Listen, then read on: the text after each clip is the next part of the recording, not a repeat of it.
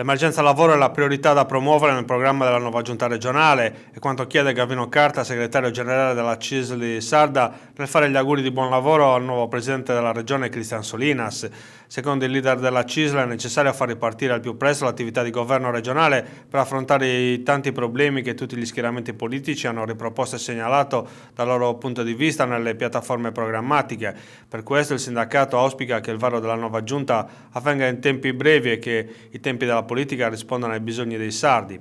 La Sardegna, scrive Carta, necessita di istituzioni forti e autorevoli, di una rappresentanza politica tempestiva e sollecita e del ruolo partecipativo delle forze sociali. La programmazione dello sviluppo economico e sociale e la promozione del lavoro, scrive Carta, presuppongono il rilancio del principio di sussidiarietà e della partecipazione alla formazione delle scelte fondamentali.